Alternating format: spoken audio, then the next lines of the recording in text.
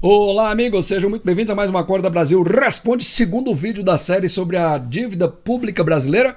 Minhas redes sociais estão passando aí na tela, você pode mandar pergunta, sugestão, crítica, o que você quiser e a gente vai aqui comentando, respondendo na medida do possível. Antes de a gente entrar no assunto, na segunda parte, do assunto sobre a dívida pública brasileira, eu quero fazer um esclarecimento que não ficou bem claro no vídeo anterior, sobre a questão daquela lei do quinto, que era um imposto que Portugal estava forçando o Brasil a pagar. Eu não falei que esse imposto foi colocado um pouco antes da Inconfidência Mineira. Então ele, na verdade, ele disparou o movimento chamado como Inconfidência Mineira, que era um imposto que determinava que uma quinta parte, um quinto dos produtos brasileiros, produtos e serviços, fosse enviado para Portugal na forma de impostos. Então isso aconteceu um pouco antes da Inconfidência e gerou todo aquele movimento onde Tiradentes foi então condenado à morte.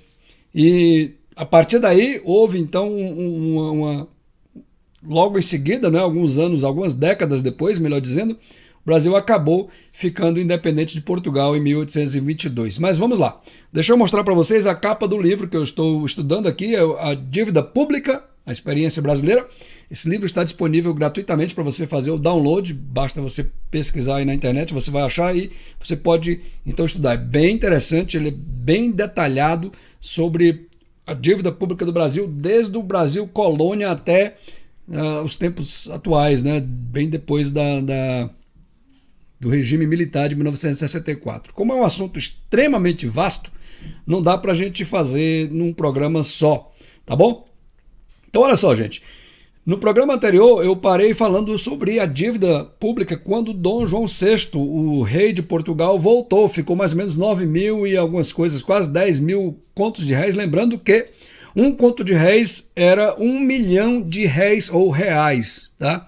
Então a dívida pública pulou, que era em 1780 de 1.200 contos de réis para quase 10 mil contos de réis, quando o imperador, aliás o rei, voltou para Portugal. Mas ela não parou aí, ela continuou subindo, porque o que aconteceu foi que quando os membros da família real e toda a corte de Portugal veio para o Brasil, eles então continuaram tendo o mesmo estilo de vida. Como Portugal estava numa guerra com a França, com Napoleão Bonaparte, então eles exploraram o Brasil, o que podia, o que não podia, e aquilo que o Brasil não podia fornecer, eles tomavam empréstimos para que a família imperial e a corte pudesse continuar com o mesmo estilo de vida. E essa dívida então continuou crescendo, o rombo continuou crescendo.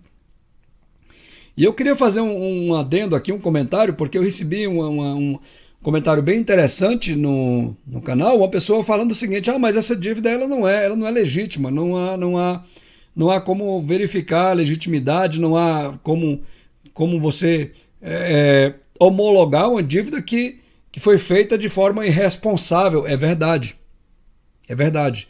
A dívida pública brasileira, só para você ter uma ideia, a princesa de Joinville, que era uma das filhas de Dom Pedro I, quando ela foi casar, naquela época, quando a mulher ia casar, tinha um dote. Esse dote tinha que ser dado pela família da esposa para o marido ou a família do marido.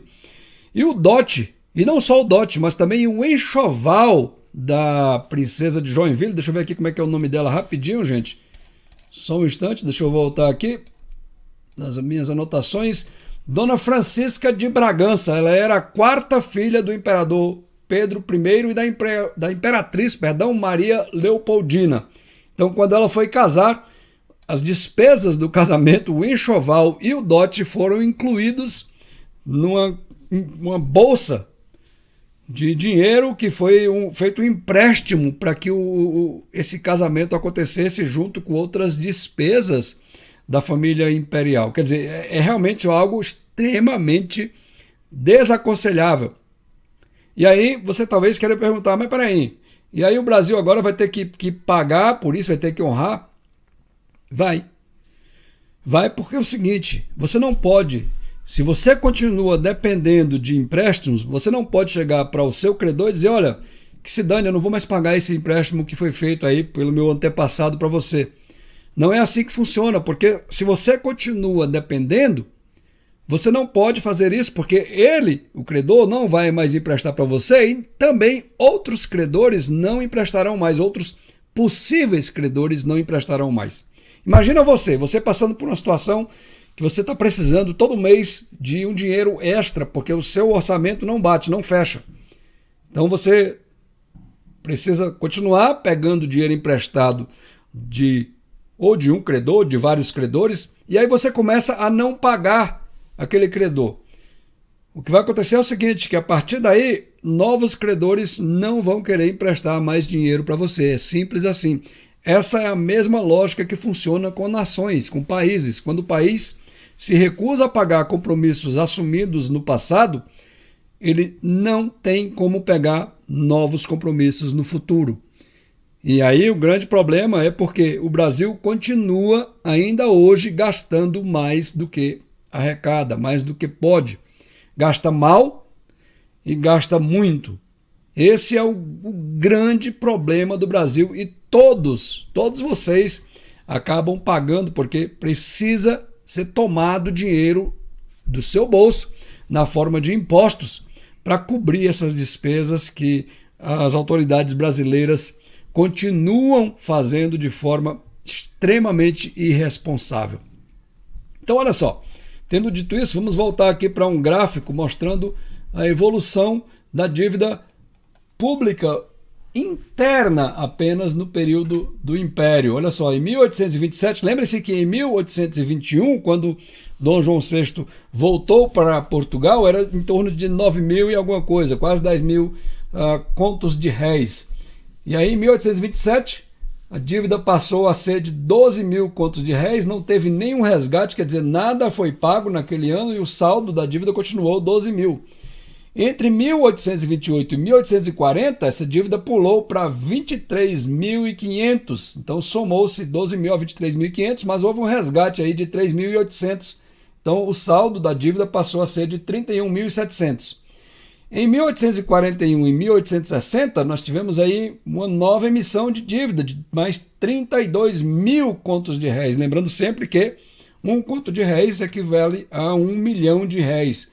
Então, 32 bilhões de réis ou reais. E aí o saldo da dívida pulou para 63.700. Agora, olha só o que aconteceu entre 1861 e 1880.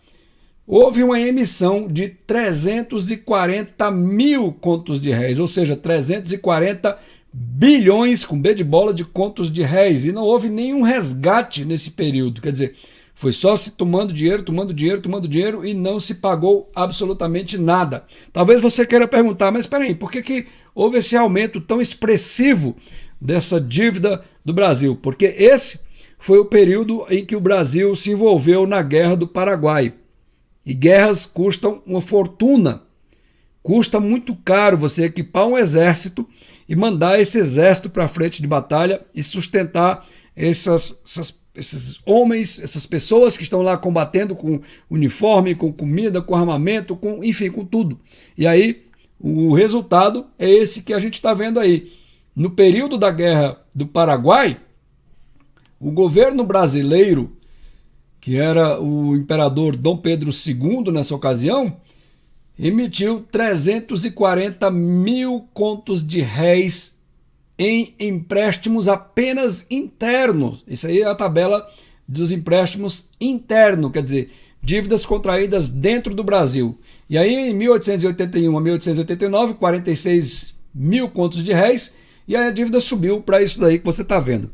Bom, gente, a gente vai ficar por aqui. Eu não quero que esses vídeos fiquem com mais de 10 minutos. Se você gostou, dá joinha, passa para frente, compartilha, ajuda a dividir esse material. E a gente se vê no próximo Acorda Brasil Responde, continuando a falar sobre essa questão da dívida pública brasileira, que realmente é um assunto que você precisa entender. Se você entender, você vai ter condição de participar melhor do seu destino. Tá bom? A gente se vê no próximo Acorda Brasil Responde. Não deixa de dar joinha. Tchau, gente. Passa pra frente. Compartilha. Se inscreve no canal também. Esqueci de falar isso.